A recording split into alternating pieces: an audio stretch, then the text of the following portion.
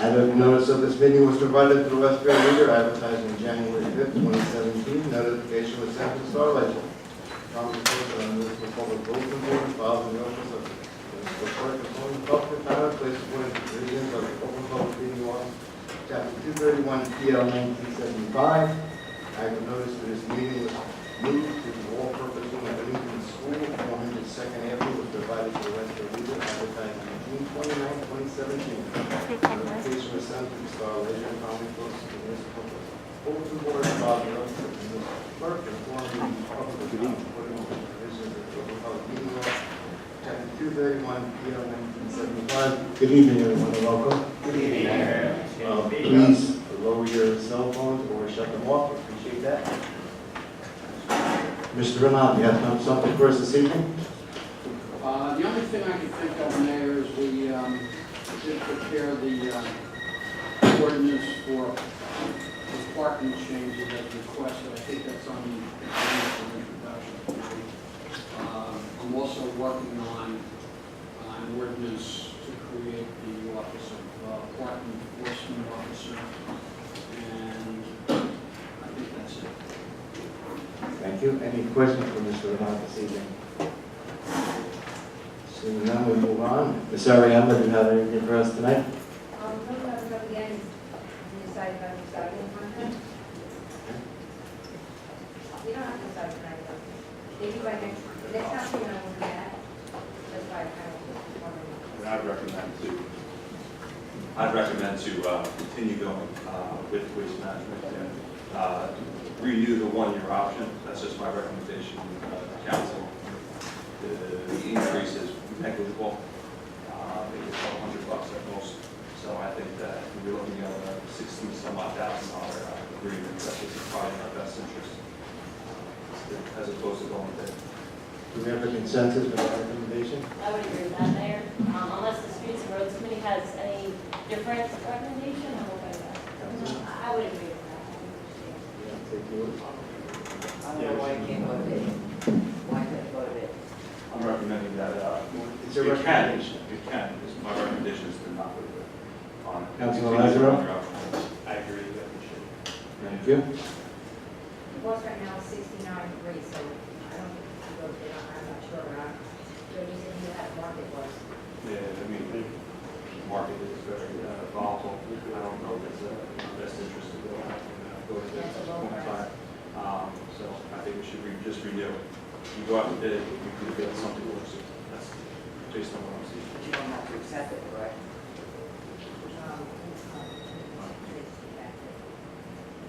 You have to accept the bids if you go out for bid. No, you don't have to accept bids if you go out for bid. There is a cost in going out for bids. But also, too, we have, at this point, we have a consensus of the council to go forward with that contract. No, we still have the option. We have currently applied for one road. No, you said you were going to go over?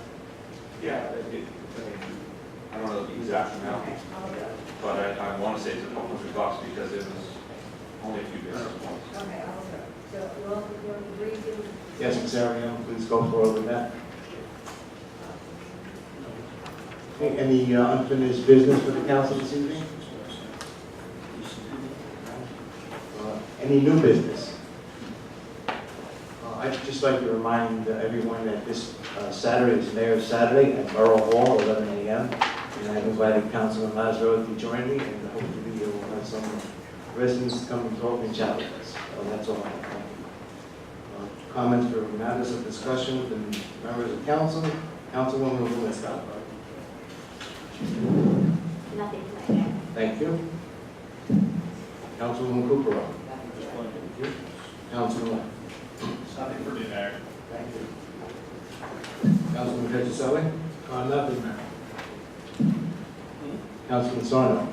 The only question I have is, will the presentation be made prior to the vote? Yes. Okay.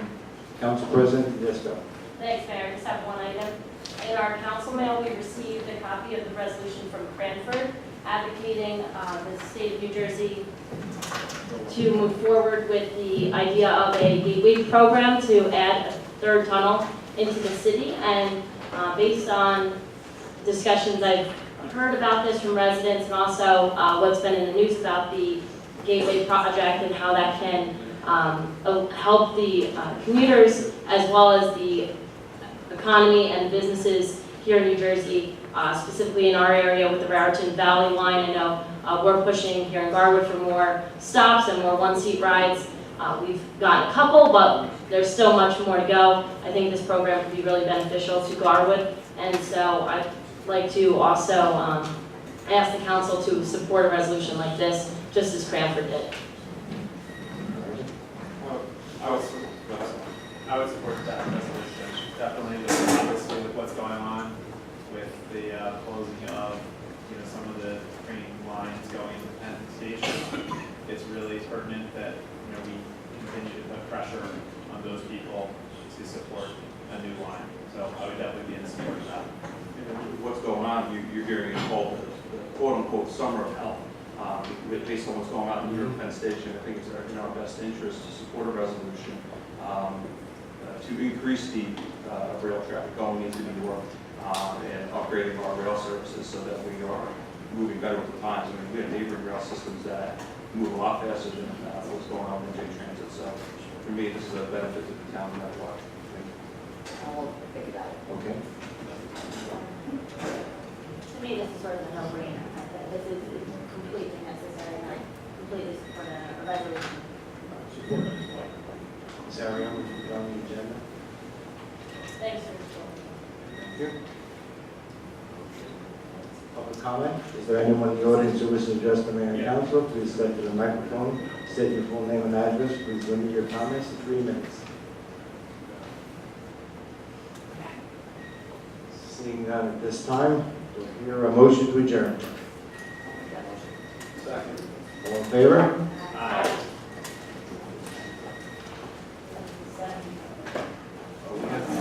We have to wait 4 minutes to get to the 7:15 start. Okay, hold on. Can I get the microphone? We gotta wait for a minute. Oh, we just adjourned the meeting. Pardon? Didn't we just adjourn the meeting? Mr. McCormick, come on. We'll be right there. No executive session.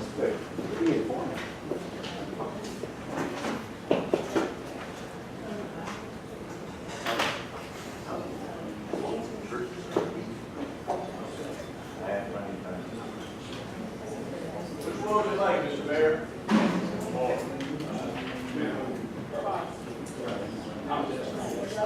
Want it this way? How's that? How's it look from up here so you guys can see? That looks good. Thank you.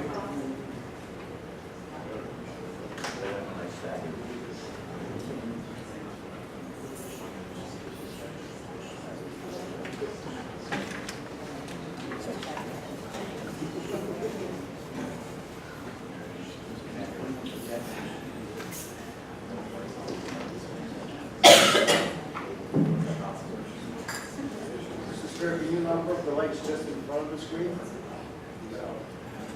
But you guys. Okay, thank you. That's your other choice.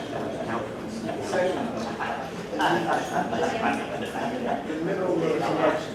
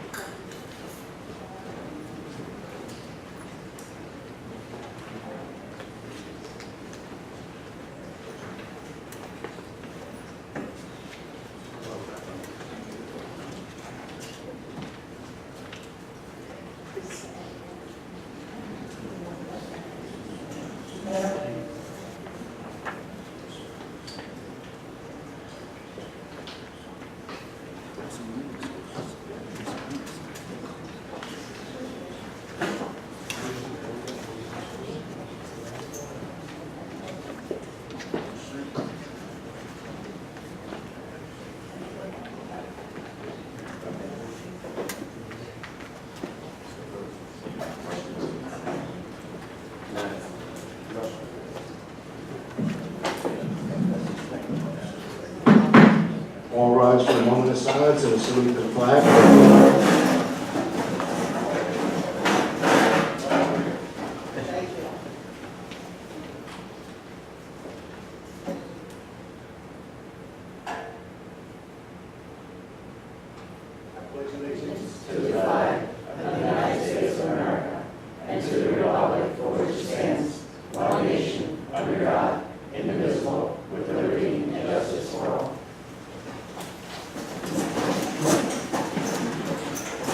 Adverse notice of this meeting is provided for the Westfield Leader, advertised on January 5th, 2017. Notification is sent to the Star Ledger, promptly posted on the Municipal Public Bulletin Board and filed in the office of the Municipal Clerk, informing the public of the time and place according to the provisions of the Open Public Meeting Law, Chapter 231, PL 1975.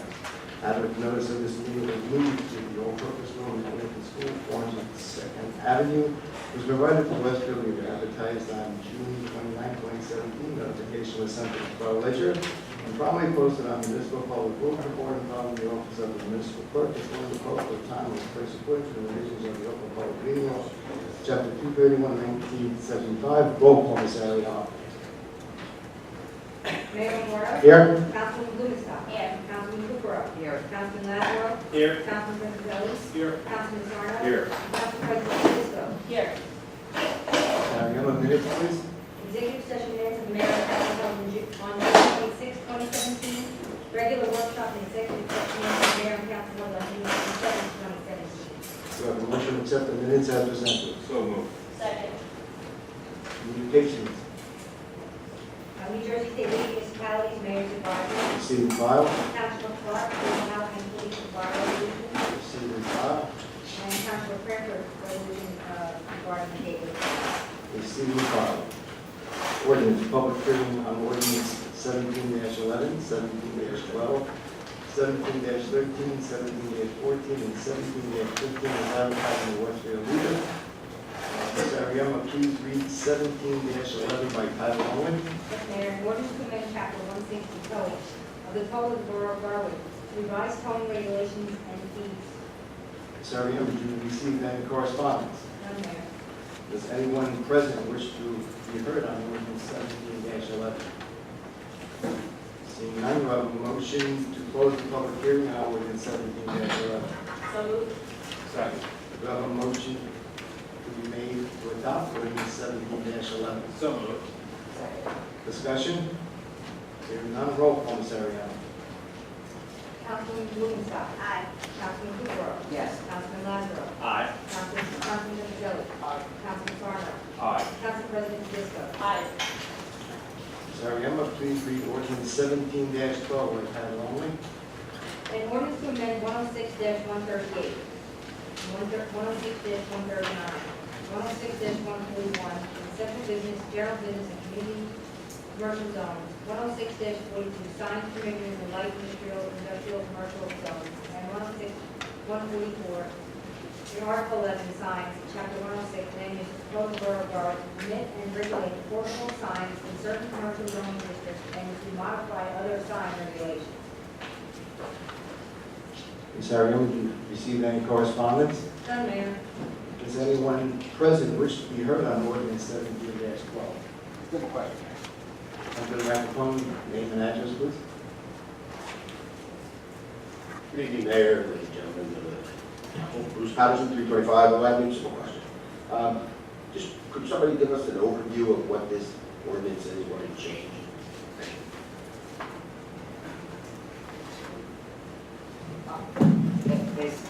Basically, Bruce, all we did was modify the planning board's recommendations. We modified the planning board's recommendation. We pretty much went along with what they chose, and we pretty much agree with it. There's a couple little things on there we didn't, and we just don't need them.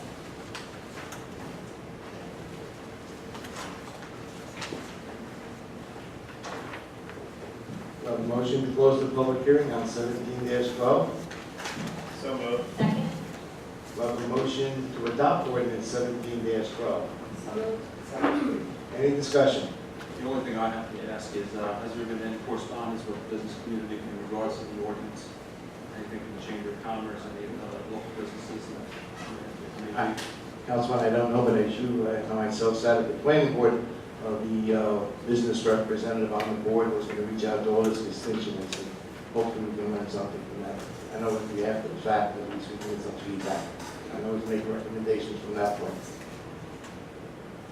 Can't support it. Go back here.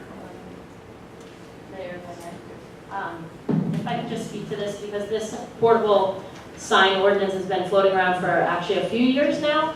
It had been first brought to the attention of the council and the Laws and License Committee when Councilwoman Tarantino was the chair of that committee, and I can assure you that her and I personally went out and looked at all the signs to see how we could ensure that most businesses would not be affected by any change in the regulation. For example, one of the concerns the planning board had, not all members but some, raised was whether or not to allow plastic signage. However, when Ann and I had gone out there, we noticed that many of the businesses did have a thick plastic sign, but it was still high quality enough and reasonable. And of course, we wouldn't want to see every business have to either throw away a sign they had paid hundreds of dollars for, or incur costs getting new ones. So essentially, it affects very few businesses. It was mainly aimed to regulate the size so that you do not see billboard-like signs outside of businesses on our main thoroughfares, North Avenue and South Avenue. So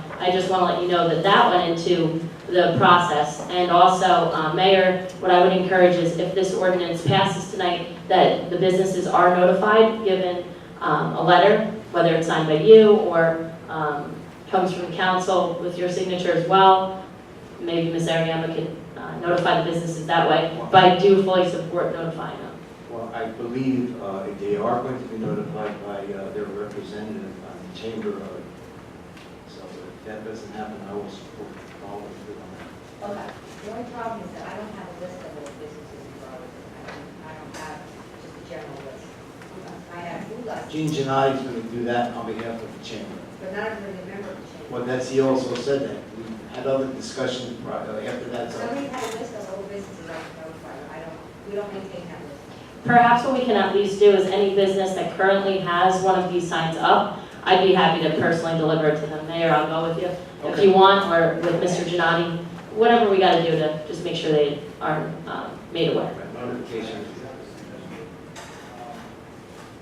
I know that the fire department goes out and does their inspections, maybe they have a list that, you can ask for, because they go to every business and they inspect for fire items. Thank you.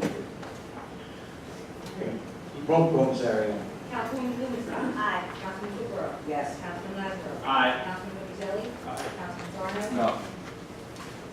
And Council President Fisher. Aye. Ms. Ariana, please read ordinance 17-13 by title only. Yes, Mayor. Bond ordinance to authorize the making of various public improvements in, by, and for the borough of Burlington County, Union State, New Jersey, to appropriate the sum of $433,000 and pay the cost thereof, to appropriate various grants, to make a down payment, to authorize the issuance of bonds, to finance such appropriations, to provide for the issuance of bond anticipation notes, in anticipation of the issuance of such bonds. Do we have any correspondence on this ordinance, Ms. Ariana? None, Mayor. Does anyone wish to be heard concerning ordinance 17-13? Please step to the microphone. Good evening, Mayor, ladies and gentlemen of the council, Bruce Patterson, 225 Loud. I see we're actually going to be bonding. Could somebody tell us how much bonding we actually are incurred at this point, including this? Is that possible? I didn't hear that. I believe it was about 250 to 275,000 grants. You might have it. No. Total bond. How much does the town owe? Oh, the entire town. Yeah, 3 point something. Would you accept an email of theirs on that, please? Yeah, that's fine. Thank you.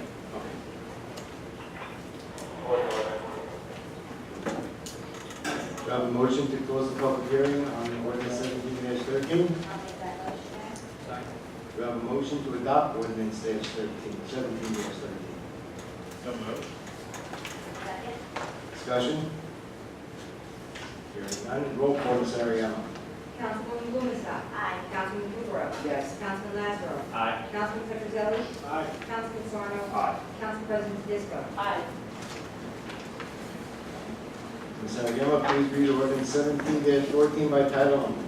Yes, Mayor, ordinance of the Borough of County of Union, New Jersey, approving the application for a long-term tax exemption and authorizing the execution of a financial agreement with South Avenue Urban Renewal LLC. Do you have any correspondence concerning this ordinance? Yes, Mayor. 7717 Forest Corbin, highway financial impact on the Borough of South Avenue development. The next is, does anyone wish to be heard concerning ordinance 17-14? Before we do that, I'd like to have William Northgate, our redevelopment attorney, come forward, and Jennifer Edwards, our Acadia Financial Group, to give us a presentation. Okay, it's okay if we do it from here, Mayor? You Yes, want to say something? that'd be Okay, fine. What I can hear you. Okay, what I think would make the most sense is I'll go over the agreement with you. There are some specific financial terms that Acacia was brought in to analyze, and Jen prepared a couple of quick slides just to go over those. Excuse me, those numbers. This is, as you're aware, this is the final piece of the South Haven redevelopment puzzle. This is what is called the financial agreement, which is what the ordinance that's before you is authorizing a long-term tax exemption and approving the form of this financial agreement, which has been negotiated now over quite a few months.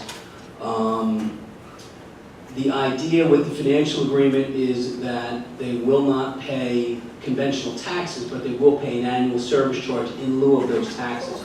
You often hear the term pilot, payment in lieu of tax is the acronym. The agreement is for a 30-year period. There is the annual service charge will be determined based on annual gross revenue. That annual gross revenue, you don't have to take the redeveloper's word for it as to what their annual gross revenue is. That will be part of an audit that will be provided to you each year. The initial period will have an estimated annual service charge based on what they expect their annual gross revenue would be. There would be a true-up after that. And then, if they overpaid, then it would be a credit in year 2. If they underpaid, then they would have to make up the difference. And that is how we go forward. When I was leaving the meeting last time when this ordinance was introduced, one of your residents asked me about the land tax credit. And I explained that to your resident, and let me explain it to you. I know most of you are familiar with it by now, but what happens with the land tax, the tax exemption, if you will, is on the improvements. It's not on the land. And we're all aware, in our tax bills, you have what your assessed value is, and your assessed value is 2 numbers. It is the value of the improvement and the value of the land. The tax exemption here is only on the improvement, so they will still pay a land tax. So in year 1, they will pay the land tax, and they will pay the annual service charge. In year 2, they will pay the land tax, they will pay the annual service charge, but they'll get a credit for the land taxes that were paid in year 1. So basically, the land tax credit rolls forward for the 30 years. Eventually, you run out of the agreement before you run out of credits. I'm sorry, you run out of credits before you run out of the agreement. So the land tax that they pay in year 30, there is no credit in year 31. It's incremental. I wouldn't tell you it's a value to the borough because it really is just basically incremental. Land taxes are split as they normally are. However, whatever your current split is between the Board of Education, the county, and the borough, and that would continue along as it always has. As I said, the agreement will run for 30 years. And Jen will take you through the numbers, but the annual gross revenue for the first 15 years will be 10% of whatever that annual gross revenue is. And annual gross revenue, to be clear, is every nickel they make. It is not just rent. It is if they charge a pet fee, if they charge for parking, if they charge for whatever they charge for, whatever revenue the urban renewal entity receives, they get, they pay the annual gross revenue on that. So if it's $50 a month to have a pet, $5 of that comes to the borough. And just to be clear, of that, whatever the number is received, 5% pursuant to the long-term tax exemption law goes to the county. So for the first 15 years, you'll be 10%. Years 16 through 25 will be 11% of annual gross revenue, and years 26 through 30 will be 12% of annual gross revenue. The agreement, just to clarify, in case there's any questions either among council or in the public, the agreement talks about it shall be the greater of, and then it lists 3 variables. Candidly, the variables shouldn't come into play except for perhaps very late in the agreement. The first variable is annual gross revenue. The second is minimum annual service charge. Minimum annual service charge is a defined term, both in the agreement and in the law. Minimum annual service charge is you have to pay at least what the taxes were in the last full year the property was taxed. So the idea being you don't want a redevelopment project that produces less revenue than a unredeveloped area, if I could coin a term there. So that would be the B, and then the C would be the percentage of real property taxes otherwise due on the value of the improvements as set forth in this agreement. The statute requires a gradation and a look back, if you will. Years up to year 15, there is no look back, it's just whatever the AGR agreed upon percentage, which is 10% in this case. And then as you get into the next, let me just flip to make sure I've got the numbers right here. 16 through 20, you would look back at what conventional taxes would be. And the annual service charge has to be at least 20% of what the conventional taxes would be. So if for whatever reason the annual gross revenue and the conventional taxes get separated somehow, which candidly I haven't seen in the 20 years or so I've been doing this, gets so far apart, there is if you will, a clawback provision. So if the conventional taxes would have been greater than 20% of the AGR that you're getting, then you would get the 20%. So there's a minimum there. You move into the next stage of years 22 through 27, and that's a 40%. Years 28 and 29 is 60%, and then year 30 would be 80%. The only time I've seen it on, and it's been on projections, I haven't been practicing law long enough to see a full 30-year tax exemption agreement burn out yet, but the only time in the projections that Acacia and other financial advisors do is in that final 80%. Is sometimes there'll be a crossover, but that would only come in year 30. Excuse me. The annual service charge commences when the project is complete, and that is either a TCO or a CO. Once the project starts to generate income, then that's when the annual service charge would kick in. Until that time, they would be paying whatever the current taxes are. And just a point that Mr. Renaud wanted me to make sure I made, both as we were going through this and for our purposes here. The property owner has agreed that the tax appeals that were pending will be withdrawn as part of the overall consideration for the long-term tax exemption. So that is one variable you don't have to deal with as you go forward. The agreement is terminable at will by the redeveloper. So if for whatever reason they find that AGR is grossly outperforming the whatever conventional taxes would be, they can terminate it, but then they would just pay conventional taxes. Again, I've never seen it, but it's the law allows them that flexibility. Okay. Acacia was brought in to evaluate. One of the questions that I saw come up as we were leading into tonight was, what the impact would be on the borough. Acacia wasn't brought in to analyze that. It kind of set up a false a false hypothesis, if you will.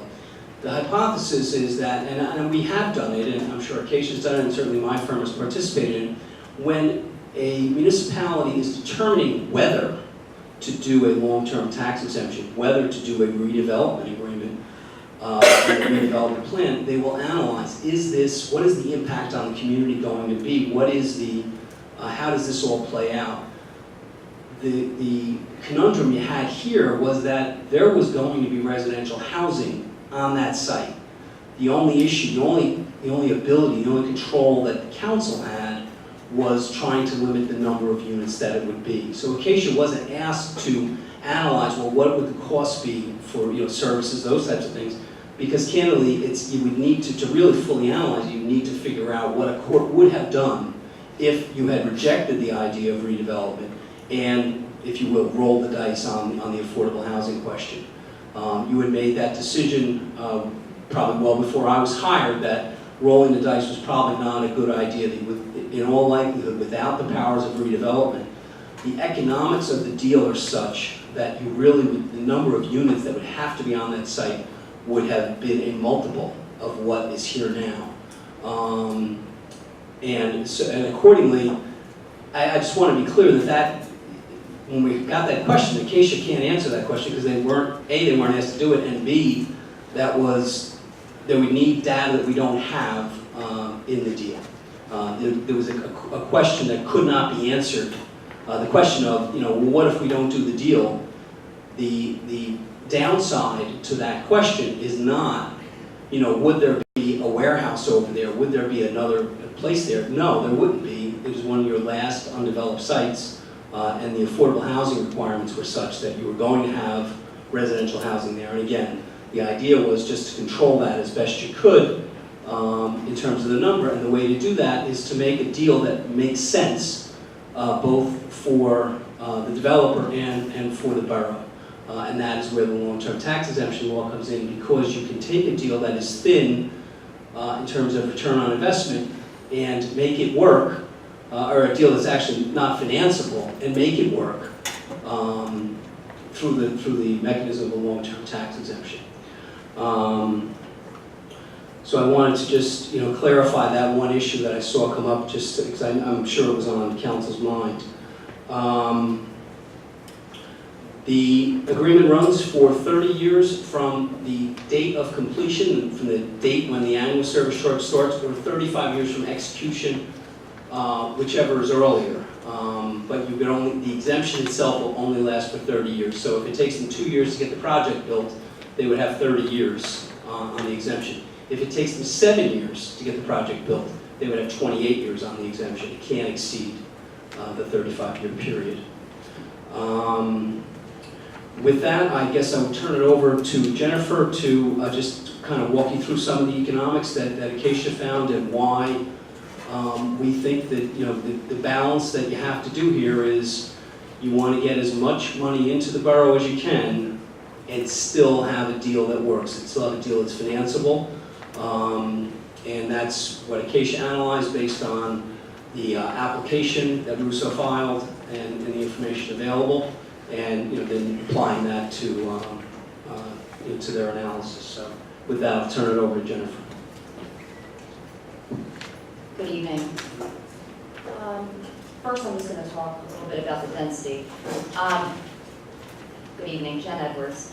I wanted to just briefly touch on our first look at the numbers before I start talking about the actual financial agreement. When Acacia was brought in, we were first tasked to look at the density of the project and where the project stood as far as market units and units to be rented out. We did look at those pro formas. We saw that the internal rate of returns for the developer were very tight. Construction costs were very conservative, they were very aggressive. Sorry, opposite. But their borrowing rate was very aggressive as well for when they go out for their loans. So any increase in their borrowing rate was going to further diminish their returns if they weren't able to achieve that borrowing rate. In turn, we did, with Redevelopment Council, Borough's Redevelopment Council, go back to the developer and ask them to reduce the project. They were able to come back with a reduced density project which further reduced their returns on investment. And that is the project that you have in front of you, which is 298 total project units, which has 268 market rate units and 30 COA units involved.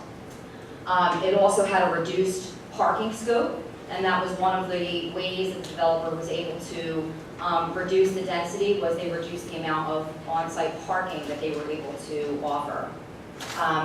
With that, the internal rate of return was reduced and squeezed even further. With the June 5th long-term tax exemption application, there were some additional changes in the pro forma which allow us to go back to the developer again and ask for some changes in the financial agreement, which I'll go over. Because the developer has now, they have the leeway within the redevelopment agreement to go up to about 18,000 in retail space. They do show in their current performance that they're increasing that retail space, and their parking spaces from when we originally discussed reducing the density went from about 423 parking spaces to 469 spaces. So when we were looking at the density, the internal rate of return gets squeezed, but then now with the new application, there was a little bit more room in there for the borough to adjust the financial agreement. I'm gonna stand up because the clicker's not working, so there's no way for me to turn the slides. So I'm gonna be a little bit repetitive because Bill went over many of the aspects of the financial agreement, which I have up here. But just to reiterate what Bill said, the annual service charge, you must pay 5% to the county.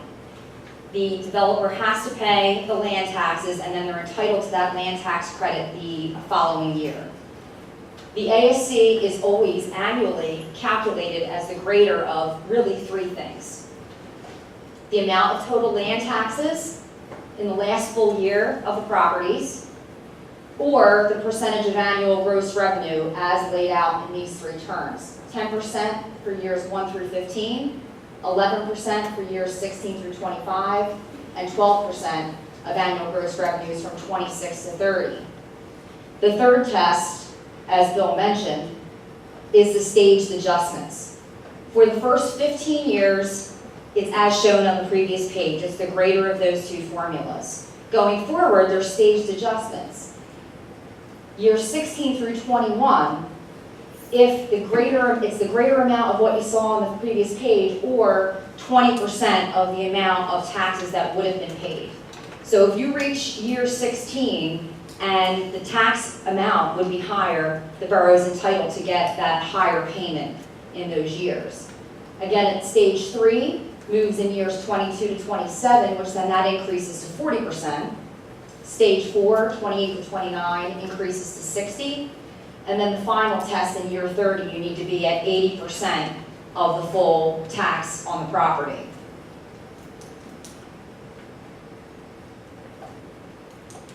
This is just a snapshot of the estimated revenues to the borough. You'll see the staged percentages of annual gross revenues on the left. The estimated total annual service charge here. So in year 1, based on our projections and the developer's pro formas, the ASC would be approximately $881,000 as compared to the current land tax of approximately $109,000. Could they make that bigger? Could you like make it hard to see it? Shoot it like that. Is that better? In the first year? There's no way to really make it bigger without, I can scoot around. So you can focus on the first year that you would be looking at receiving $881,000. This test right here is an annual calculation to say whether you're going to get the pilot amount, which is the 10% of annual gross revenues, or whether it meets the test. As noted on the previous page, the first 15 years is 0%, so it always goes to the 10% of annual gross revenues in those first 15 years. The land tax credit then gets applied, and you end up with $772,000 paid to the borough, less 5% to the county, and then the borough is looking to get about $730,000 in the first year under the pilot, as opposed to regular taxes. You can move this down, I'll move it down just to give you an idea here. There's assumptions in here for increases in taxes as well, so that it continues to show if there's any incremental increase in the tax rate that gets formulated in and calculated annually to see whether you meet the pilot test or the assess test. In this case, the projected assessments come down to year 28, where you start meeting the test that you get to the percentage of full taxation. So in these years, you'd be looking to get 60% of the full taxes, and when you get to the final year, it's estimated that you'd be at 80%. At this point, you'd actually, instead of getting the 12% of annual gross revenues, you'd be getting the pilot, the actual 80% of full taxes, 2.9 million. So just to summarize, these projections show that, oops,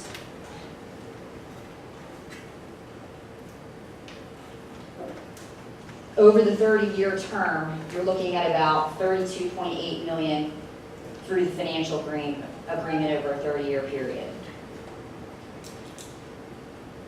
Originally, the previous financial agreement, prior to introduction, had 10% across the board for the 30 years, still with all the minimum requirements and assessed valuation percentages as well. This changed the financial agreement, increasing the 11 and 12%, boosted this number by about 1.8 million to the borough.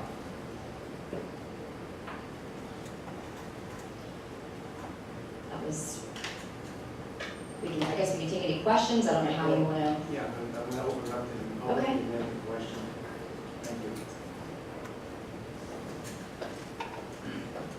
At this point, does anyone wish to be heard concerning ordinance 17-14? You step to the microphone, state your name and address. Comments for 3 minutes, please. Mayor, I'll go with you. But is that the end of the presentation? Yes. Mary Ann Katz, 350 Hickory Avenue. So I have a question. While they're building, what is the tax revenue that's coming in now from that property? What we currently get in the town? Whatever you're getting, you will continue to get, and as the system goes Up up. there, you're saying just the land, not the improvements. No. This starts in year 2020, so that's assuming that they're fully built out. Right. So between now and 2020, you'll get whatever they are currently paying, and I'm sorry, I don't have the number off the top of my head. So who's paying that? They are. They are. Yeah, the So- redeveloper continues to pay. So there should be no surprises while the construction's going on and suddenly the budget has a hit because there's $30,000 or $40,000 that's disappeared until the project is done. No, right.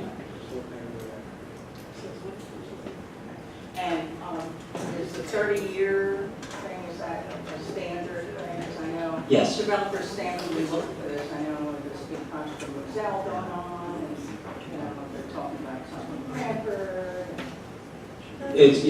The 30 years is pretty standard. Is occasionally they do it for shorter periods of time, but it's the problem for redevelopers. It's my job to try and squeeze as much out of it as I can. Their initial period, the first 10 to 12 years is a stabilization.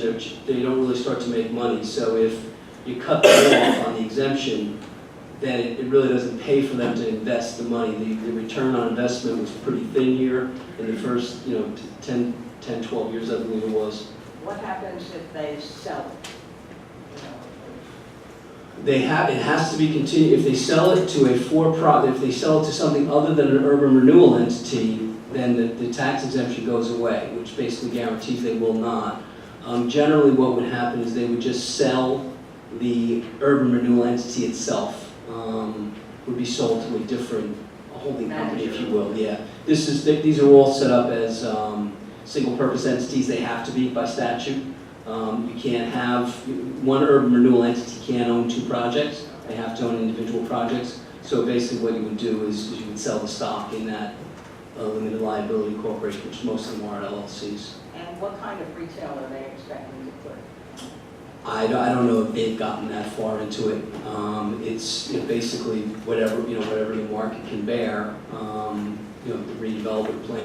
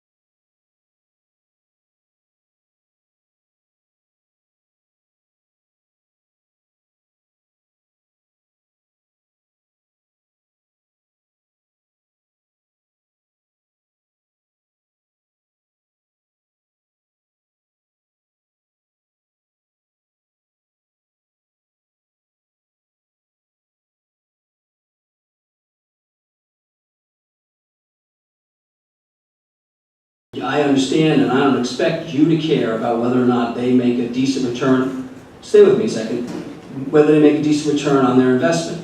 But if we built in a provision that said, well, we could build it in all we want, they would reject it without, and they would walk away and again, put their money in a CD somewhere. So you would wind up with, somebody's gonna build there, and they're going to make they're gonna make the amount of money needed to support the investment. So if there has to be a clause that says if the cost to Garwood go up, they have to kick in, they can't predict what their return on investment is going to be, and they're going to walk away. Or they're going to leave here, they're going to leave this room and go to another room in Elizabeth and have a deal that's going to make economic sense for them. I understand your concern, but there's no way that would make economic sense for them. Okay, so then I'll put myself in the shoes of the redeveloper. If I'm a redeveloper and the town goes to a crap because of this project, then my value of my property goes down too. So Understood. that's what I'm saying, I understand the redeveloper side and I understand Garwood side, so I still think there should be some kind of clause in there saying that, hey, let's just figure a balance out here so no one's at a loss. I understand your point. We can't get there. I understand your point, but we can't get there. Can I say something? That was like one of the best questions I've seen asked at any of these meetings. Because basically, from my point of view, this is going to be, this will be a break even for Garwood. And Mr. Northgrave, with all due respect, they approved 350 units on 15 acres in Cranford. I believe Garwood had a better shot of getting something a little bit less, not making everybody scared witless that it's going to be 400 or 500 units. We've got 5 acres, they have 15. That's what the court approved over there. They bought the property back, and that's what happened. But I'm looking at all these figures, and I've been looking at this stuff for over 3 years, almost 4 years already. And you know, basically, we're going to end up with so much stuff here, and it's not going to be a net gain, I don't believe, to Garwood. And you're absolutely right. Like I said, that's the best question I've seen asked in all these years, because nobody has taken into consideration what we're going to have to pay. Because basically, when you do a pilot, the rest of the taxpayers are left holding the bag. That's exactly what happens. You're left with everything. That's what happens. And like I said, thank you very much for that question. You work for our town, right? Not the entity, do you? I work You were okay. for our team. All right, thank you very much. Thank you very much. Go ahead, sir. Hi, Name and address, please. my name is Forrest Corbin, and 430 Union Street, and I'm the publisher of the Western Leader too. Excuse me, I just had a dentist brush, so I talk a little funny. This lady hit the question right on the head, the essence of the question.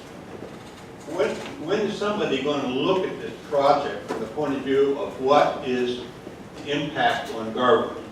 What is the impact on the property owner? We started as a newspaper a couple years ago looking at this question for Garwood. In fact, we have a website, timesnj.com, where a year ago we answered the question based upon the data at the time, which is essentially what it is now, that said this project needed to earn $2.5 million for Garwood to break even. This is showing the generous contractor, developer, giving us $800,000. And all this is worried about is the developer's return on investment. I don't really care what the developer's return on investment is. I couldn't care less. So we need, and for the last year, and I provided all this information to the mayor and council and consistently asked the question, both in the newspaper and through memorandum to the council, what is the impact on the resident and property owner to Garwood? And our model, which we have published, is available for anyone to look at, and we don't hide behind the banner that's saying it's meaningless to even ask the question. It's absolutely the only question that's important. And so I commend this lady for having the foresight, and I hope the council takes this to heart and don't stick us like, take a look at Jersey City and pilot payments, or Hoboken on pilot payments. They have bankrupted their whole towns because of pilot. They have no money for the school system. And by the way, there are 470 kids in the school system in Garwood, and it costs $18,000 per student in current day dollars to educate them, which means that just that figure alone would be $300,000 if this development occurred. So I implore you to think of the citizens of Garwood, not about the return on investment of a damn developer. I'm done.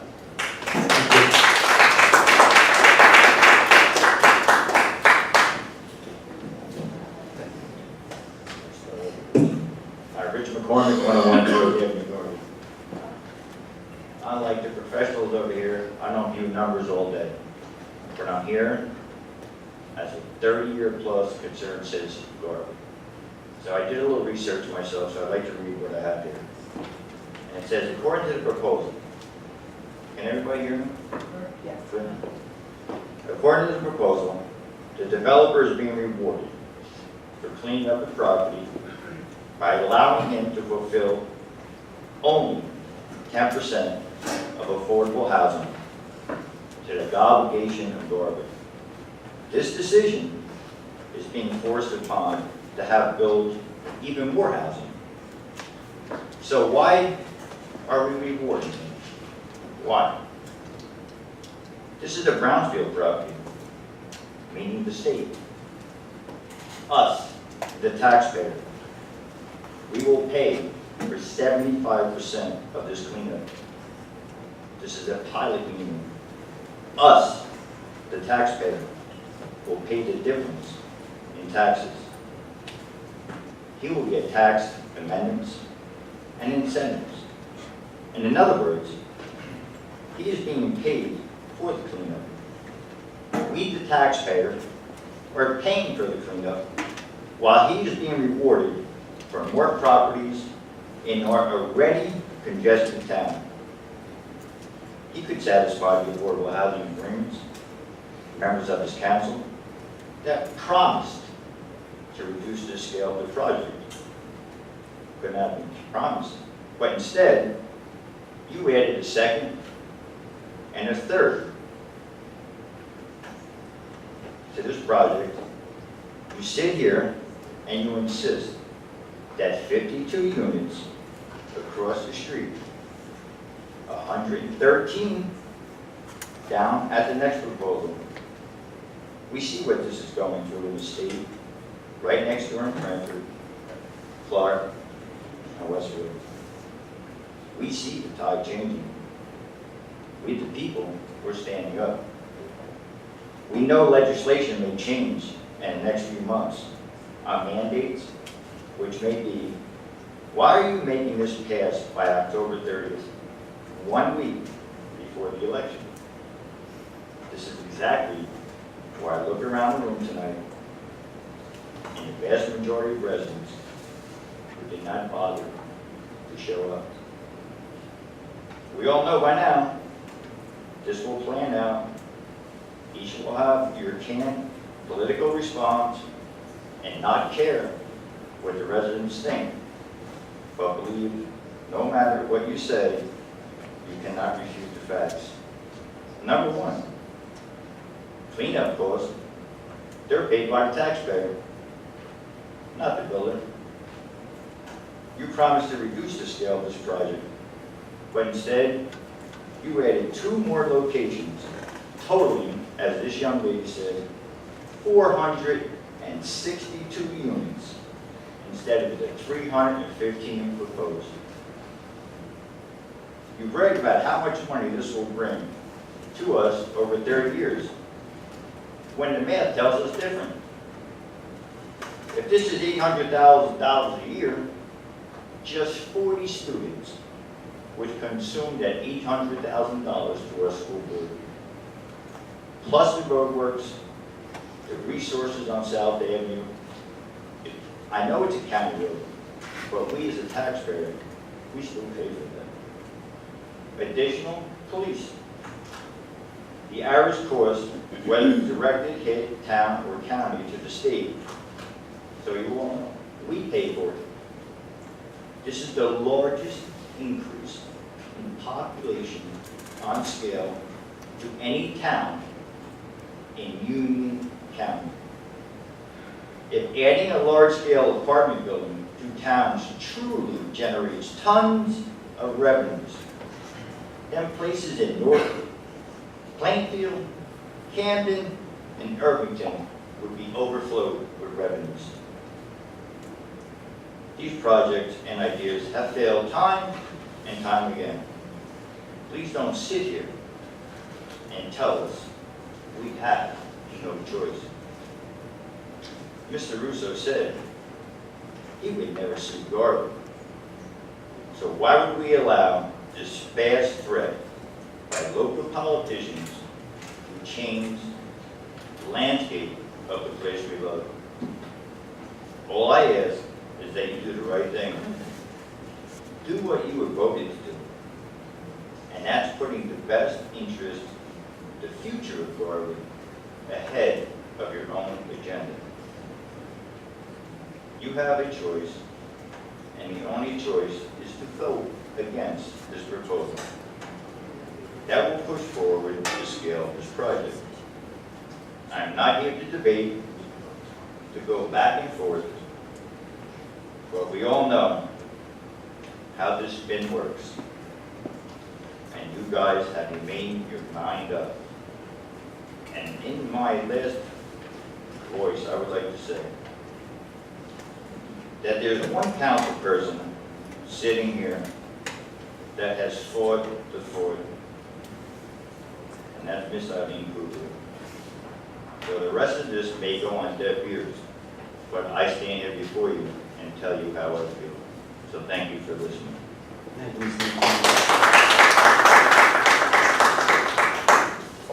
Anyone else?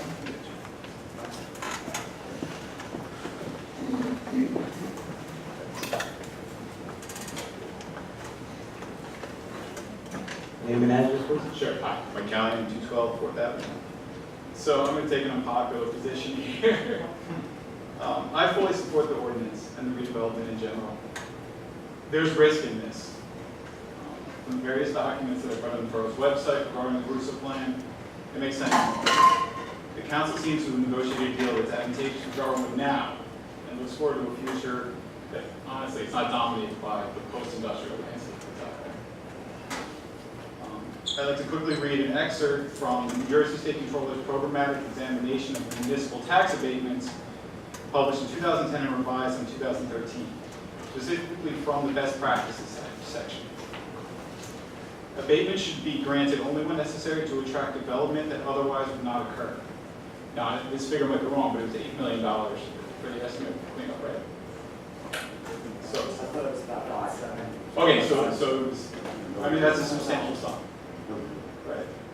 Abatement terms should not be any more generous than is necessary to attract the development sought.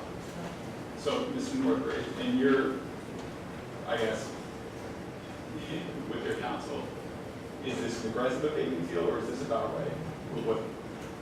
Yeah, I think it's a good deal for the town. It's, I do my, when I negotiate these deals, I work side by side with FAs. We drill down on the numbers. If some of the deals can get done with more than 10%, and when they can, we negotiate it up. We were able to, Russo started at 10%, and sorry about that, and we were able to get more, as Jen indicated. But I think it's if there's no pilot here, they're not doing this deal. Sure. If the pilot isn't what it is, they're not doing the deal. So with all the affordable housing mandates coming through, are pilots, and I guess, so the ROI that a pilot's going to help generate for the developer, are they getting competitive between towns now? I think Jen agrees with me, but the ROI in the first 10 years, candidly, didn't make sense to either one of us. It was too low. Apparently the redeveloper is playing a longer game, building for the future. He's, the principal here is a fairly young guy, so I guess he's just, planning on building and holding. Yeah, I mean, this guy's getting a lower ROI than if he dumped all this money into it, S&P 500 ETF. And that's why I said, I'm not sure, it didn't make sense to us. And it was also, some of the numbers, a lot of times we look at these deals, and it's when I first interviewed with the council and they were hiring me, part of our expertise, part of my expertise, part of Acacia's expertise is looking at, really fat construction costs, really high lending rates, because they could build a lot of fat in. And their construction costs, we thought were too low, so they're aggressive on their construction costs, against their interest, and they're lending. They expected lending rates that we're not sure they're going to be able to. But I mean, they're all in. The risk is on them at this point, and so yeah. I mean, yes, I do think we looked at everything we could to try and see if there was a nugget we could shake loose, and candidly, it wasn't there. That's awesome. And so that also pulls, so one of the last criteria, a full cost benefit analysis should be completed for any potential tax abatement deal to ensure that all issues are considered and that expected outcomes are reasonably assured and worthwhile. Plainly said, I think the outcomes of this project are worthwhile. I know there's been a couple of comparisons to Jersey City or Newark, but Jersey City and Newark were courting Goldman Sachs, they were courting UBS, they were courting all these financial services companies. They were creating Wall Street West. That's where the abatement problem happened. Now there's risk here, but Garwood is leveraging this pilot mechanism to rehabilitate its downtown and create some much needed housing with what seems to be a willing and able partner, or I guess Western being an adversarial relationship.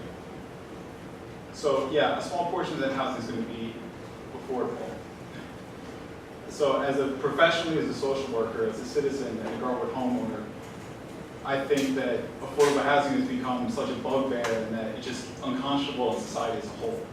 Especially when, according to the 2017 HUD income guidelines and the Census Bureau data for Garwood, over 1/3 of current Garwoodians would qualify for these units and their subsidies. I mean, you can go on HUD's website. I got a copy of it here if you want to look at it. A family of 4, that's $68,000 a year. I mean, you can't say you're changing the character of the town with affordable housing if, hey, guess what, half the renters here in this town would qualify for it. So broadly speaking, that's 1 out of every 3 people in this room. So just so people know, I worked in affordable housing for a really long time in Philadelphia before I moved up here. The largest consumers of affordable housing are seniors, single parents, domestic violence survivors, and most notably, adults with special needs, often living independently and appreciatively on fixed incomes right near their families. Look, I really hope you guys pass this. I think it's the right thing to do. I'm proud to live in a town where this is going to happen, and even when folks who need housing are included in the unit calculus. Now, Councilman Sarno, you're right. The judiciary should not be legislating. That's just bad business. Right? But I think everybody up here agrees with that. Right? And over here. Yeah. Right? And unanimity in the room. So my last point is that most of these units are targeted towards young professionals, a demographic that's more likely to rent than own, but guess what, when they do own, they tend to settle in the vicinity where they've been renting. Right? That data, of course, is really fresh. I'm a millennial too, hey, but it happens. Right? Look, I trust in the dedication of the council of Garwood. There's plenty of questions here, but also that you're going to work towards those, not necessarily an escape clause, but somehow, Mr. Northfield, one last thing. There's enforcement in this pilot agreement, right? It's required. Like, what are the enforcement mechanisms? To enforce what? To make them pay? Yeah. It's the same as taxes. Okay. They have to, if they don't pay, the town owns the building. Okay, great. Right. So that's all I got, but thanks for your time. Thank you.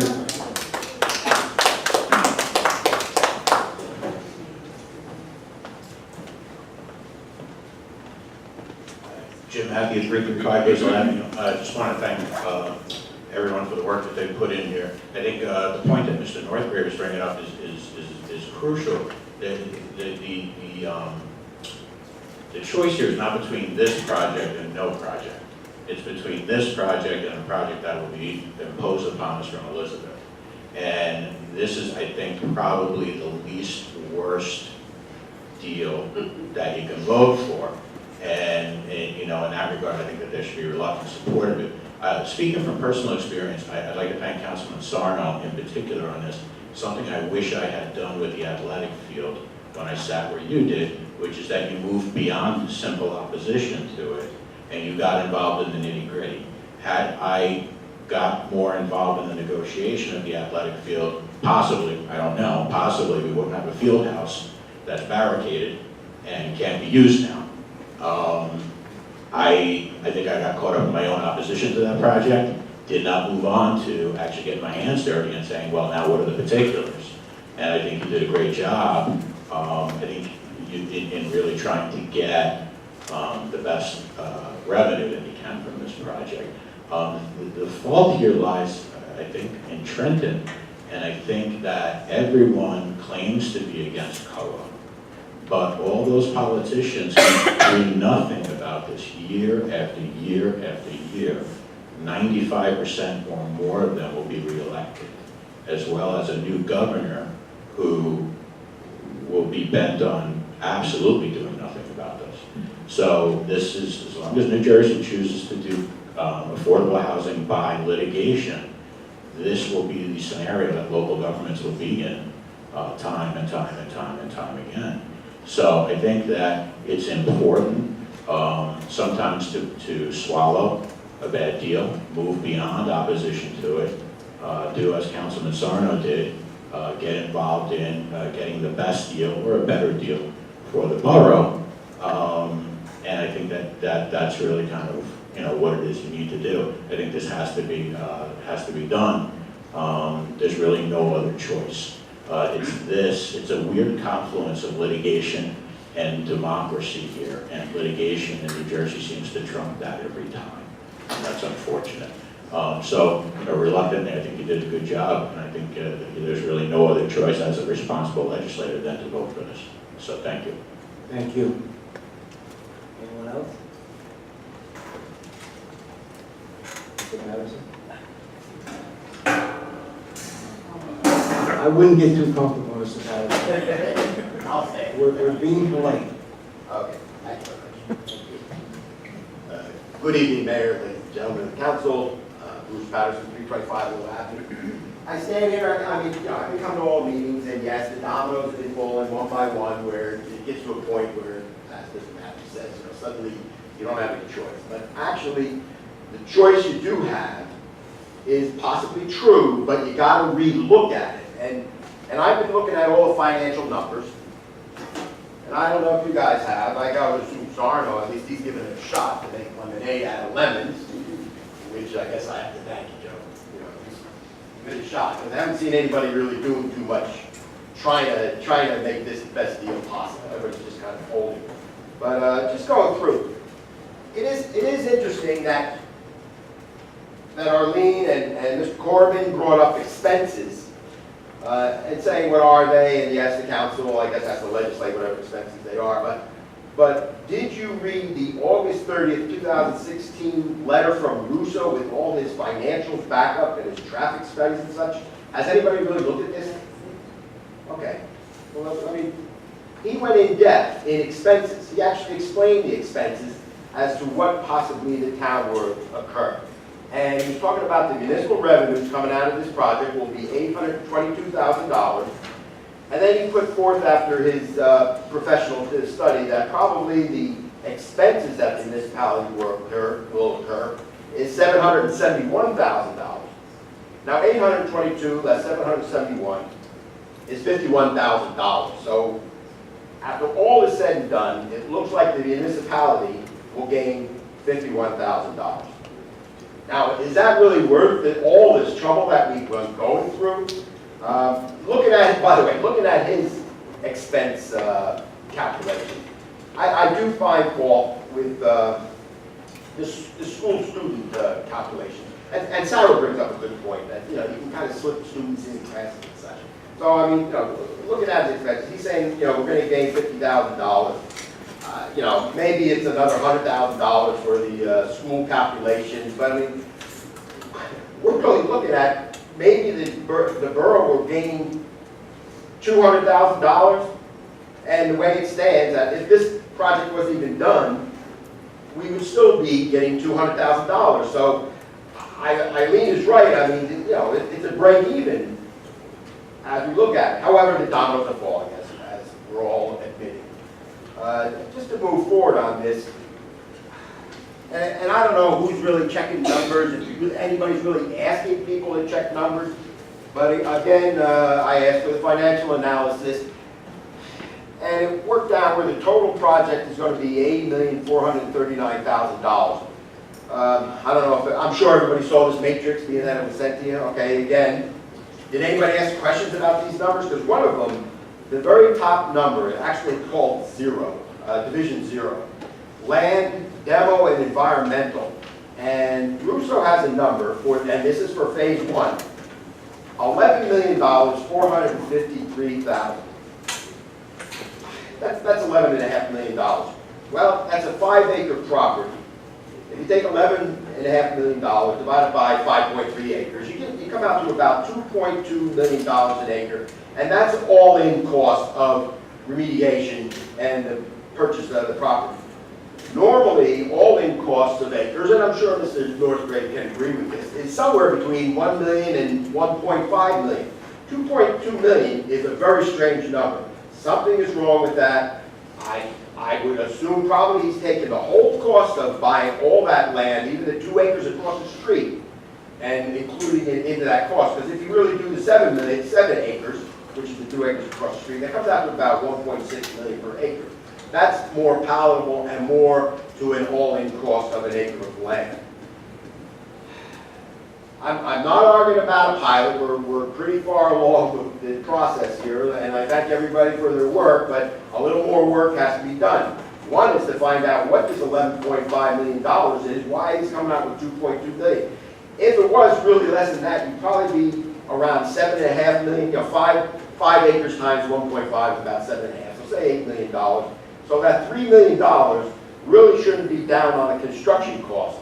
Therefore, it would also then impact his rate of return, and therefore we could also increase our ACR, as you call it, the 10%. Talking about the ACR, the statutes that the legislature passed, they actually did also offer up to a 15% ACR, and as you see by this chart, they're actually going up to 12%.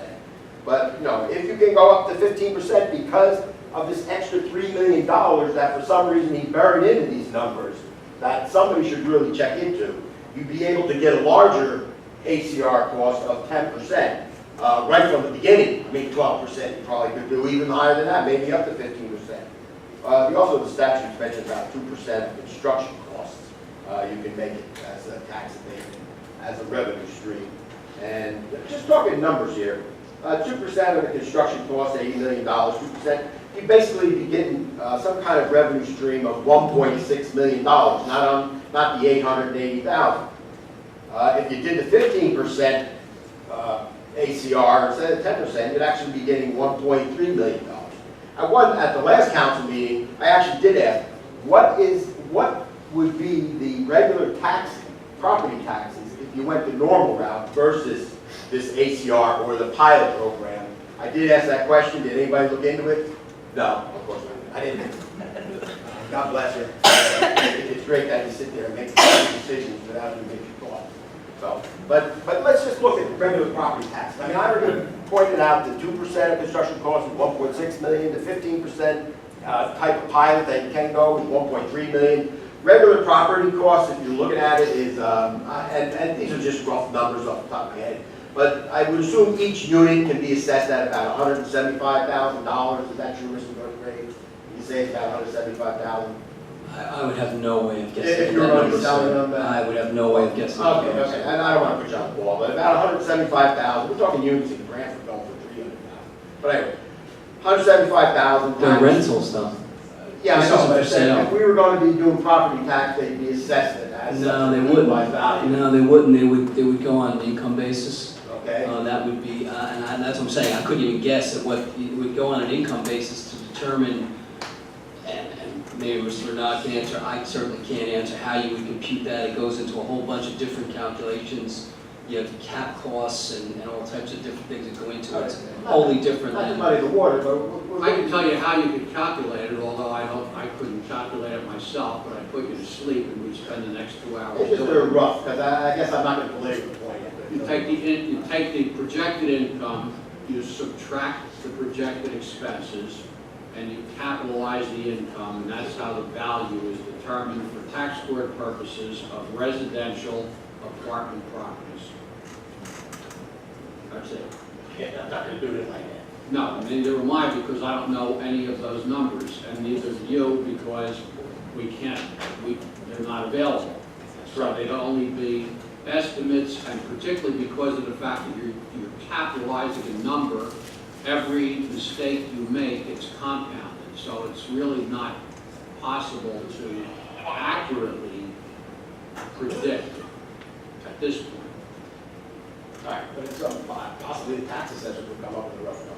That's belaboring the If the point. tax assessor did, I mean, I could do the mathematics because I do that all the time for tax appeals, but you'd have to have actual numbers of what it is that these will actually rent for. I mean, I'm sure that the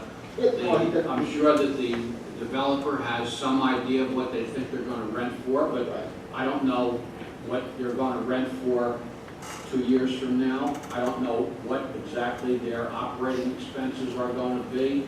I don't know what capitalization rate is going to be appropriate 2 or 3 years from now, which is really, I shouldn't say the biggest factor, but a very big factor in determining what value is ascribed to a rental residential property. So it's really hard to estimate it, and I agree with Mr. Northgrave. You can't just pick a number because it's not going to be accurate. Okay, we'll jump past that, but obviously developer Russo, has plenty of experience. I mean, he mentioned about what the cost of the project will be. He also mentioned about rents being $1,600 to about $2,800, with the COA unit being around $900 on the average. So I mean, it seems like he's well aware of the numbers, and that's the trick. He's well aware of these numbers.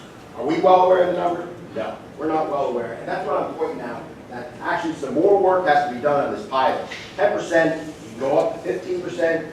I'm looking at a number of $2.2 million per acre, which seems way out of whack here. That really should be looked at carefully to really figure out if his total cost is that much, and if he's getting a net return of 6.6, because it could actually be a lot higher than that.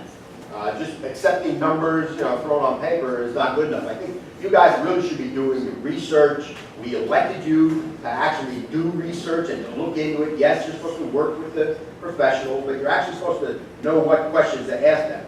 They're not here just to tell you everything. You got to ask the right questions. This is Garvin. You know Garvin. They don't know Garvin. Just one more thing to point out. And this came with the financials too. I don't know what this really is, but this is a large matrix again.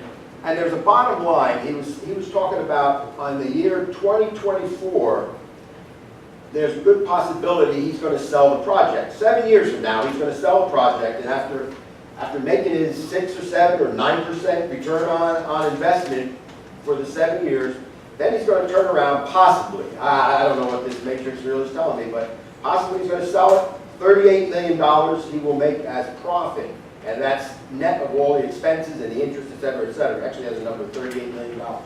So I might have been Arlene asking, that, yes, will he sell it? I don't know, but there it is. He actually gave a number that he's going to profit $38 million.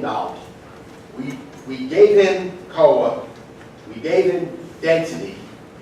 We actually decreased the units, and oddly enough, I see that you actually decreased the COA units too. So now it's went from 32 to 30. However, the ratio, it really should have been only one COA unit decreased, but you made it 2. So I mean, you continually, right from the planning board beginning to now, it's just caving in, caving in, caving in. Well, how about thinking about Garvin? Right now, we're looking at a pilot, we're looking at possibly fictitious numbers, I'm not gonna say they are, but I'll tell you right now, the numbers don't look right. I pointed it out, I think all of you should be looking into this a little further, you have your professionals to work with you. I suggest, and I'm not saying to scrap everything, because it's really too far along, and yes, whoever brought it up about the lawsuits in Cohen, down in Elizabeth. But I think at this last point, pilot, you better table it, and you better look into it a little further. You know, for some reason, Russo kind of gave in pretty easy on these percentages in the later years, so, you know, that's going to be telling you something. I mean, Russo did his own homework, and he comes out with such a minimal return to the borough. This is the borough. You guys are supposed to be protecting the borough. So I don't know. If you want me to speak a little bit more, I'll find some wording issues with the financial. I didn't, Mr. Patterson, I didn't have to gavel anybody tonight, I don't intend to, so. Okay. I appreciate you so much. Right now, okay, I'll stop speaking, but I'm just going to ask you, table this right now. If you want, you can talk to me further, because I have a lot of numbers here. I may be the only one that really looked into this in depth. Everybody kind of flipped pages, I'm sure, but, you know, how about thinking about it and asking the right questions to the next professional. So please table this, and then we can talk about it further. Thank you very much.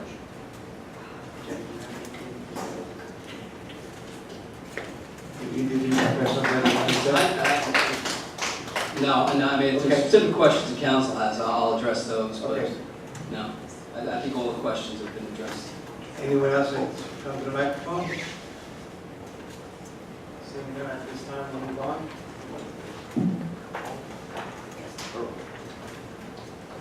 So please make a motion to close the public hearing on ordinance 17-14. So moved. Second. Do you have a motion to adopt ordinance 17-14? So moved. Discussion. Roll call, Ms. Ariano. Councilwoman Blumenthal. Aye. Councilman Capro. Absolutely not. Councilman Lazaro. Aye. Councilman Petrozelli. Councilman Sarno. Aye. And Council President Disco. Aye. Thank you, Council. You guys are idiots.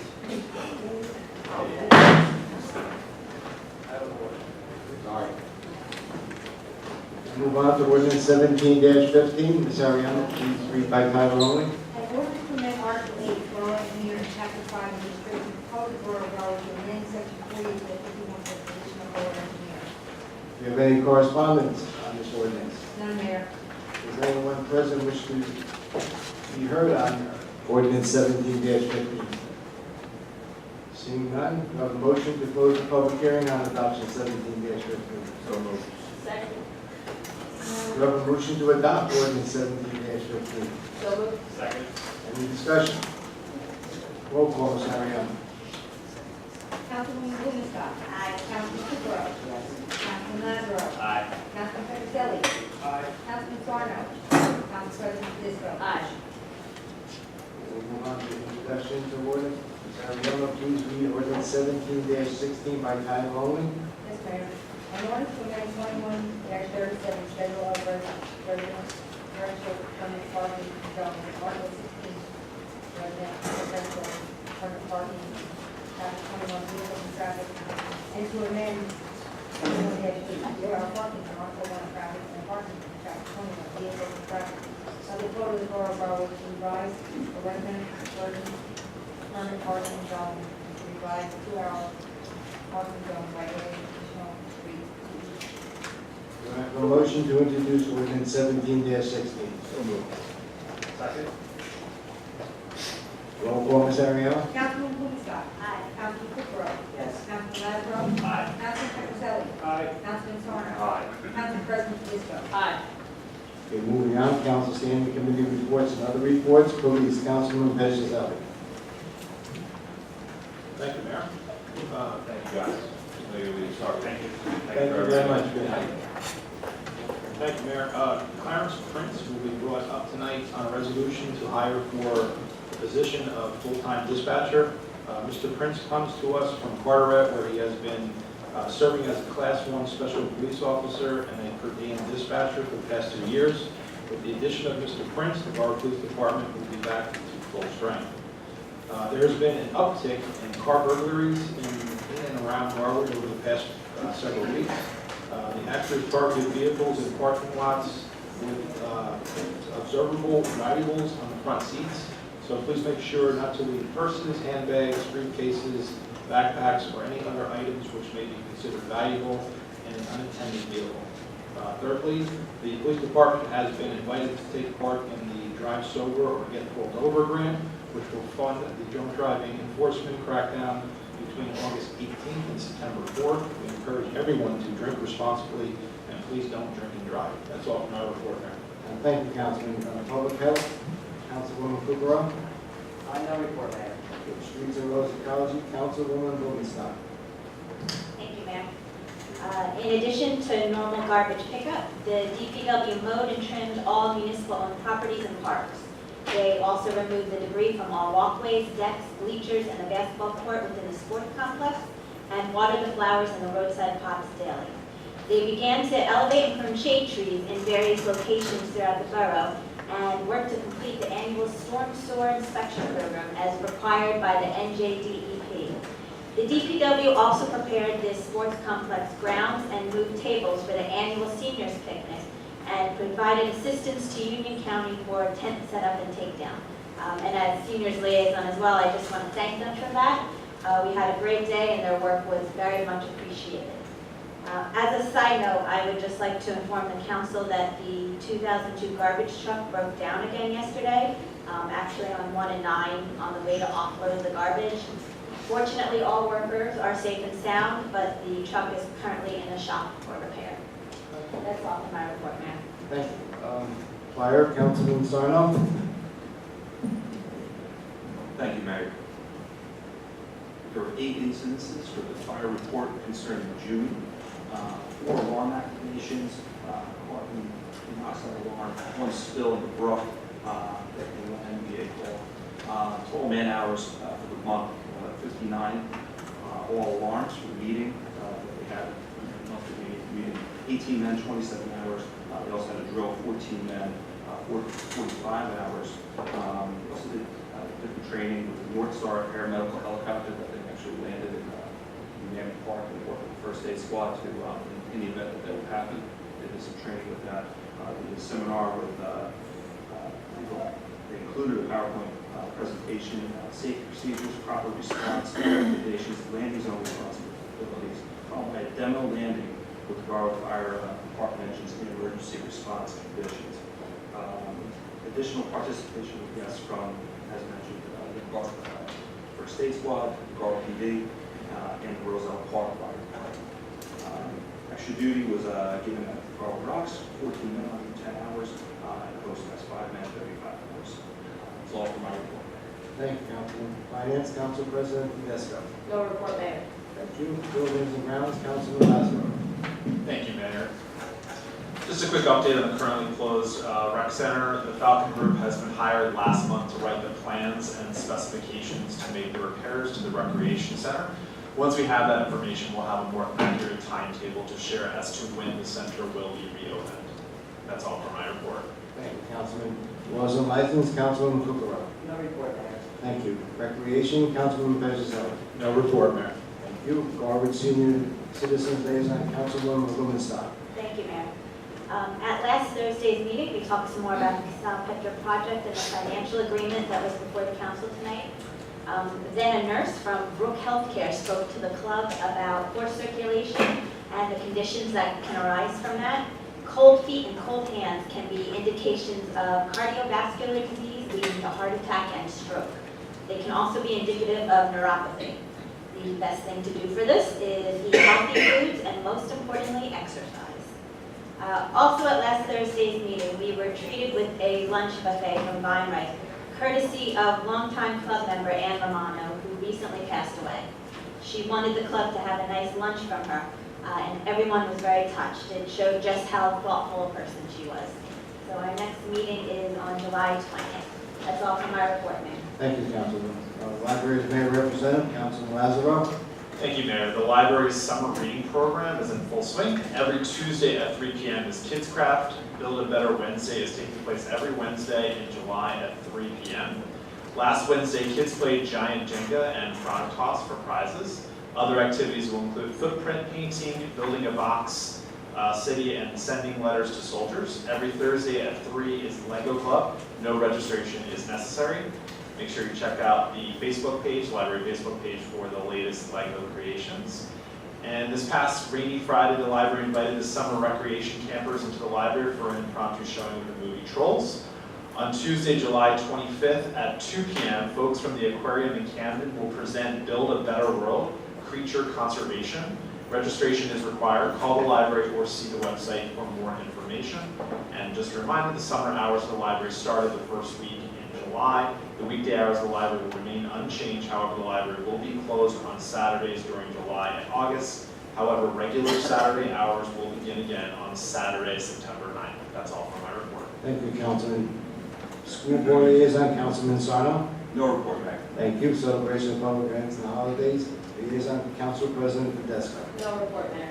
Thank you. Union County Air Traffic Noise Advisory Board of Representatives, Councilman Blumenstock. No report, Mayor. Thank you. Administrative Review Committee, Councilwoman Kukrow. No report, Mayor. Thank you. Historical Committee, Council President Tedesco. All right. Thanks, Mayor. The Historical Committee met this past Saturday, and they are excited to keep working hard to preserve Garwood's history and let the residents know about the great history that we have in the borough. And so they are planning on compiling and then distributing a newsletter, hoping to have it out by the end of September. Also, they're planning some future fundraisers to help go to those efforts. And that's all for my report, Mayor. Thank you. Parking Committee, Councilman Sarno. We have a meeting tentatively being worked on for next Tuesday at 7:30, so working on those details. Thank you, Mayor. Thank you. Sariemo Officers Reports. Zoning Enforcement Officer Lenny Stefano for the month of June 2017. Do I have a motion to accept the officers' reports? So, Second. All in favor? Aye. Aye. Public comment. Is there anyone in the audience who wishes to address the mayor and council? Please step to the microphone, state your full name and address. Please limit your comments to 3 minutes. Yes?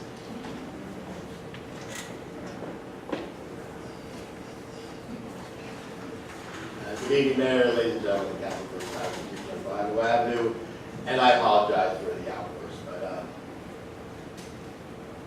as I said previously, I mean, you're supposed to be working for us, and you're actually supposed to be working hard for us. I mean, I haven't yet to see anybody really come out with something, really talk numbers. It seems like everybody's always talking about lawsuits. I mean, this is probably pretty much a done deal. I mean, it's just now into the site plan stage, but it was very disappointing watching this all the way from the beginning. And of course, you know that I've been outspoken about it all along, saying I don't see any critical fault right from the beginning, developmental committee, through the planning board, and even through the council. You're supposed to all be working for the residents of Garwood. Yes, there are code mandates that we face. Yes, pilots have to be put in place. It's a step-by-step process. I'm not going to deny that. But every time, I did not hear that you were actually supporting the residents of Garwood. It was always running scared of lawsuits, trying to make sure the return on investment is great for the developer. But for Garwood, what happened to Garwood? I didn't point out that Russo was saying we were only going to get $50,000. Russo, the developer, and yet you guys just voted yes. I mean, saying, yeah, okay, just give us a share, you keep the gold mine. And he walks away, 7 years later, he sells it, makes $38 million, and we get nothing. I mean, think about it. All of you should be thinking about this. We lower our voice, please. I have thought about it, Mr. Bowser. Eileen, I appreciate, there's some on the council. Eileen, you're obviously you and me think the same. Maybe that's scary, but I mean, we understand possibly, Garwood being a little town. Joe Sarno, he went out of his way, and he did give us some more money. But I mean, outside of that, I didn't hear anything from Lou, from Jennifer. Sarah, I'm surprised because you're a great researcher. You're always looking into things, yet you kind of didn't do much. You just kind of went along. Is this political? I don't know if this is political. Marky, just to throw you in the pot too. Mr. Patterson, I just have to say one thing. I stand in a position where the previous council and this council, since September 13, 2016, has always had the people of Berwyn on their mind. We hired professionals to seek information. They did a great job, in my opinion. And we've been many, many times in executive sessions at 10:30 at night trying to air out all these informations that we've been given and make sure we make the correct decision for Berwyn. And I'd also like to thank you, Mayor, also, because I mean, all those questions that I sent in, yes, you did answer them. I didn't like the answers, you know, but you did actually go out of your way to answer them. I mean, one of them said to the best of your ability, and yes, we all work to the best of our ability. And of course, people can get up and criticize, I mean, there's no doubt about it. But I mean, like, I stand and I criticize, but I also back it up with some figures, some ideas, some suggestions. I don't do that lightly, I do all the research. You know, maybe you guys don't do as much research as me, I don't know, but I'll tell you, I come out with these questions and these numbers. You guys should be asking. I wasn't in the executive session until 10:30, I agree. And maybe you did ask all the same questions. But maybe later on after the meeting, maybe you'll say, yeah, every question you brought up, I asked. So maybe you will. But I mean, first of all, I do apologize for the outburst. But things have been very disappointing. This is the largest project in the smallest, nearly the smallest town. You know, so I mean, we're facing a major change. Nobody likes change, of course, you know. But it is something that was very critical, very large, and we had to do our due diligence. And Mayor, you're saying you did. I'm on the other side, I'm saying you didn't. We all have our opinions, and the dominoes are falling. And you know, there's other projects that may come up. Maybe, you know, hopefully, if everybody's afraid of me getting up here and calling your names, then maybe you'll dig a little deeper. I don't know. Thank you, Mr. Patterson. Thank you for listening.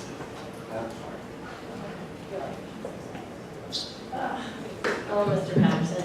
I don't mind well, I can't say I love the outburst, but I understand it because this is a very important issue, as you say, and it's one that we are all passionate about. There are some residents that have spoken, and they're very passionate that we just need to get this done. They wish it was done years ago. There are other residents that are very passionate that think we all should vote no to the financial agreement or to the redevelopment plan. And so there are a lot of passions around this because we all love Garwood. So I don't mind in that sense, but I can assure you, you know how I work. And when it finally got to the council's arena, as the mayor said back in September, I was the one right there next door in the gym that said, hey, let's stop right now, let's table this, let's get some independent professionals that this council will vet to help us. We first brought on Mr. Northgrave with a bipartisan vote, completely 6-0. Then we brought on the financial advisor. We have discussed with them in executive session. I've made phone calls to them. I've had emails going back and forth with them, asking about the financial impact and such. I can assure you work went into this and thought went into this because you're right, Garwood deserves that, absolutely. And so I don't mind your outburst because it's a passionate issue, and I can assure you that we'll keep going on this every step of the way in a way that will hold the developer accountable. He had already agreed to town hall meetings. Those still need to take place before construction starts, during construction, when it's done. I'm all for that. There's still the site plan process. I know I've spoken with a couple members of the planning board and the planner about a couple concerns, and so I know that the planning board has some items that I'm sure they'll be pushing at the site plan approval. That's in their purview, and I support them doing that. And really, I think that's all I have to say. But that's. Thank you. Anyone else? Seeing none, we'll move on to the consent agenda.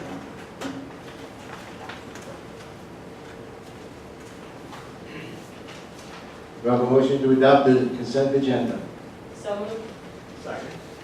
Roll call, Ms. Ariano. Councilman Blumenstock. Aye. Councilman Kukrow. Yes. Councilman Nazaro. Aye. Councilman Fascelli. Aye. Councilman Sarno. Aye. Council President Tedesco. Aye.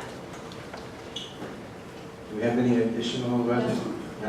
Okay, move on to new business. I have a proclamation this evening I signed for the Rock Steady Boxing Central Jersey organization, and Councilman Blumenstock, Council President Tedesco, and myself will be presenting that to the organization on Saturday night. Ms. Ariano, claimants and claims. Be resolved, the following claims as approved be in the same or give over to pay when properly signed and verified, and the criminal payroll passes if you like to burn and ratify. Do I have a motion to adopt payment and claims? So moved. Second. Roll call, Ms. Ariano. Councilwoman Blumenstock. Aye. Councilman Kukrow. Yes. Councilman Lazaro. Aye. Councilman Petrozelli. Aye. Councilman Sarno. Aye. Council President Tedesco. Aye. Before we adjourn, I'd just like to thank personally all the people that came out tonight to listen to our professionals and hopefully gain some knowledge of the project, and we'll go forward from that. The regular meeting of the Mayor and Council will be held on Tuesday, July 25th, 2017, in Council Chambers at 7:15, workshop session to start at 7 p.m. There will be a public hearing in Council Chambers of the Puck Municipal Building, 403 South Avenue, Crawford, New Jersey, ordinance 17-16 on Tuesday, July 25th, 2017, at 7:15 p.m. or soon thereafter. We have a motion to adjourn. All in favor? Good night again.